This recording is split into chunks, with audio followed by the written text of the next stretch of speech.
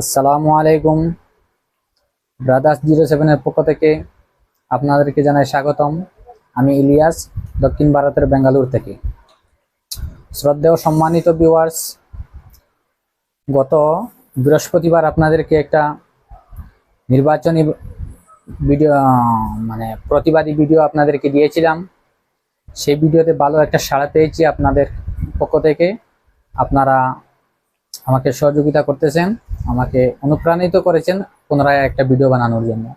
সেই ভিডিওতে আমি বলেছিলাম যে পরবর্তী ভিডিওতে আমি একটা কথা বলবো, এই যে সারাংশ বলবো, এই যে গণতন্ত্র, ভারতবর্ষের গণতন্ত্র এবং বিচার ব্যবস্থা নিয়ে। বর্তমানে সত্যি এটা ঝুঁকির মধ্যে আছে। প্রায় জিনিস দেখা যাচ্ছে সুপ্রিম কোর্টের আদেশ উপদেশকে অমান্য করে সরকার বিপরীত দিকে চলতেছে। এখন এটার হুবহু প্রমাণ পাওয়া যাবে।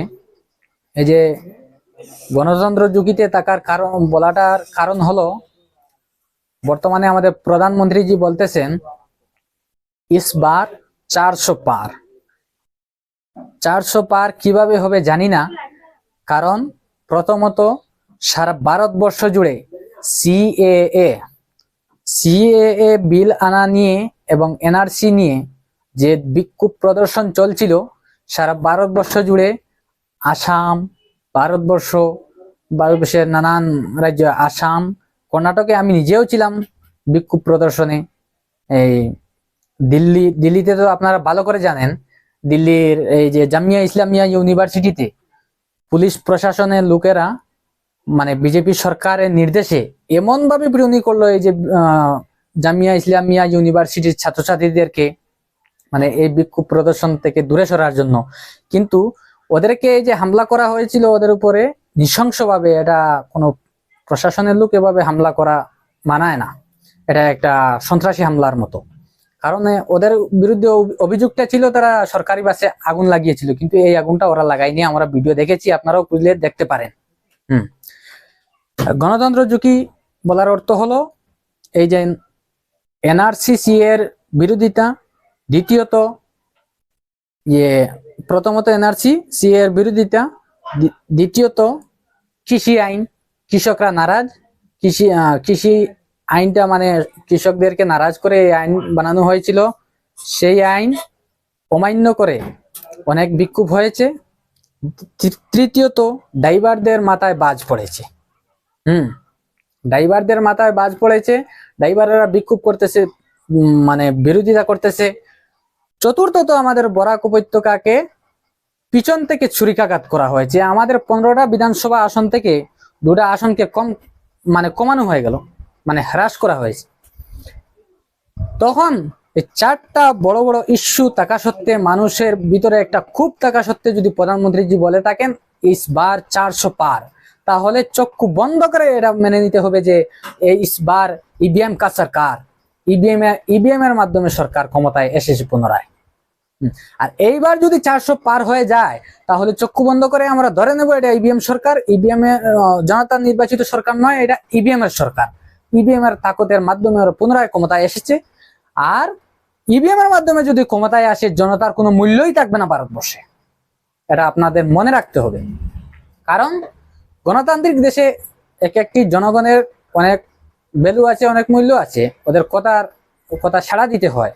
কিন্তু গণতান্ত্রিক ভারতবর্ষে যে সরকার কোন একটি আইন আনার সময় জনতা যেটা চায়নি সেটা জনতার গাড়ি চাপিয়ে দিল, তথাপিও বলছে এটা জনতার ভালোর জন্য কাজ করতেছে।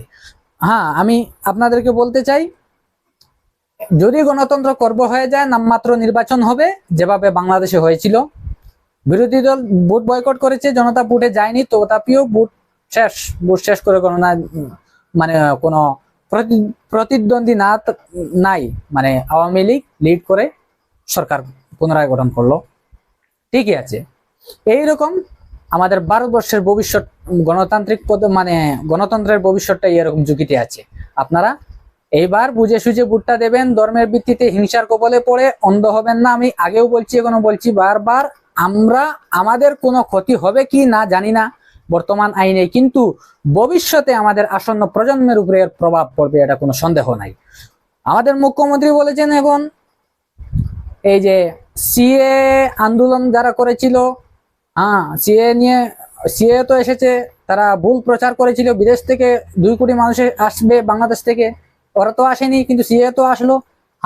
সিএ এসেছে, ওরা আসেনি, কিন্তু একদিন আসবে, আপনারা পথ প্রশস্ত করে রেখেছেন। বাংলাদেশ থেকে আসুক, নেপাল থেকে আসুক, এখনো তো নেপাল থেকে অসংখ্য মানুষ, কোনো ভিসা পাসপোর্ট কিছুই লাগে না, ওরা কাজ করতে বেঙ্গালুরু আসে, কারণ নেপালে অনেক দরিদ্র মানুষ, দরিদ্র দেশ। কিন্তু একদিন তারা এই সিএ কে অস্ত্র বানিয়ে, মানে এটা আইনের একটা ফাঁকা জায়গা ওদের জন্য ছেড়ে দেওয়া হয়েছে, এই আইনকে অজুহাত করে নানান মানে মতলব তাদের দুরবস্থা হোক বা কোনো সাম্প্রদায়িক বা কোনো সমস্যার কারণেও হোক, তারা অজুহাত এনে ভারতবর্ষে ফাড়ি জমাবে। অতএব বাংলাদেশ থেকে যদি হিন্দু বাঙালিরা এসে আসামে আশ্রয় নেয়, তাহলে আসামের জনসংখ্যা তখন হয়ে যাবে প্রায় 6 কোটির কাছাকাছি। তখন আর বর্তমানে আসামে কাজ কাম নেই, আমাদের রোজগারের তাগিদে বহিরাজ্যে ফাড়ি দিতে হচ্ছে। আর ওরা যদি 2 কোটি আসে, তাহলে আমাদের অবস্থা কি হবে? কিন্তু এখন আসেনি, তোমরা পথ প্রশস্ত করে রেখেছো এই যে বিজেপি কেন্দ্র এবং রাজ্য সরকার। কেন্দ্র সরকারের আঙুলের ইশারায় রাজ্য সরকার কাজ করছে, কিন্তু ক্ষমতার লোভে আসামের এই যে আমাদের আসন্ন প্রজন্মের ভবিষ্যৎ নিয়ে চিন্তা চর্চা কিছু ভাবছে না আসাম সরকার, শুধু ক্ষমতার লোভে কেন্দ্র সরকার যাই বলছে তাই জি হুজুর বলে মেনে নিচ্ছে। তৃতীয়ত আমার একটা কথা, এই যে ড্রাইভারদের উপরে যে কানুন বানানো হয়েছে, যে কোনো অ্যাক্সিডেন্ট করে পালিয়ে যেতে পারবে না, যদি পালিয়ে যায় তাহলে ওর 10 বছরের সাজা হবে, 7 লাখ টাকা জরিমানা হবে। ওর যদি 7 লাখ টাকা জরিমানা দেওয়ার ক্ষমতা থাকতো, ও এত জীবনের ঝুঁকি নিয়ে ড্রাইভারি করতে যেত না, ও ছোটখাটো ব্যবসা করতে পারতো, যে কোনো একটা। আর 7 লাখ টাকা ছোটখাটো ভালো একটা ব্যবসা করা যায়, ভালো একটা ব্যবসা যে কোনো জায়গায় করতে পারবো। কিন্তু ওর যদি 7 লাখ টাকা দেওয়ার ক্ষমতা থাকতো, তাহলে ও ড্রাইভিং এ যেত না। আর কেউ জেনে শুনে একটা পিঁপড়েও মারে না ড্রাইভাররা, জেনে শুনে, কারণ তাদের জান এই মানে হাওয়ার উপর। গাড়ি চলে কিসের উপর? চাকার উপর। চাকার ভিতরে কি হাওয়ার উপর থাকা সত্ত্বে তারা কিভাবে একটা প্রাণীকে হত্যা করতে পারে? নিজের প্রাণের ভয় থাকে তাদের ভিতরে। আজকে দেখা যাচ্ছে ড্রাইভিং ইস্যুটা একটু মানে স্থগিত আছে।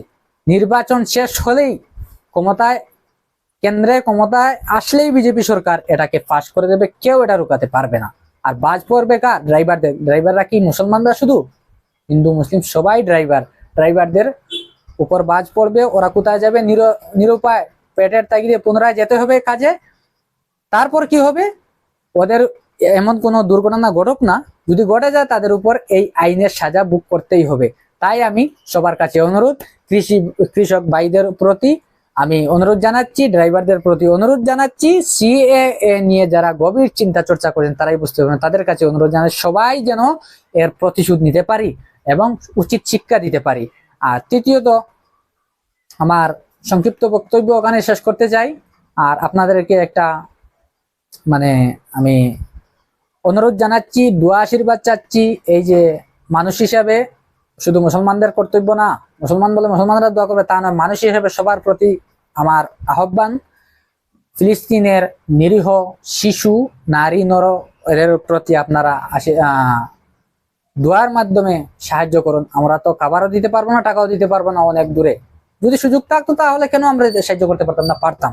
ওদের জন্য দোয়া করবেন, আল্লাহ রাব্বুল আলামিন ফিলিস্তিনের যেন শান্তি বর্ষিত করেন এবং ফিলিস্তিন ইসরায়েলের সংঘাতটা যেন অতি শীঘ্রই সমাপ্ত হয়। আর আপনাদের প্রতি আমার মানে অনুরোধ রইল, বেশি বেশি করে যদি ভালো লাগে থাকে এটা শেয়ার করবেন অন্যের কাছে, আর সাবস্ক্রাইব করে রাখবেন। পরবর্তী ভিডিওটা আপনার কাছে তাড়াতাড়ি চলে যাবে। অতএব আপনারা আমাদেরকে সহযোগিতা করেছেন, অনেক অনুপ্রাণিত করার জন্য আমরা পুনরায় ভিডিও বানাচ্ছি। আর এখানে আমার সংক্ষিপ্ত বক্তব্য সমাপ্ত করলাম। জয় হিন্দ।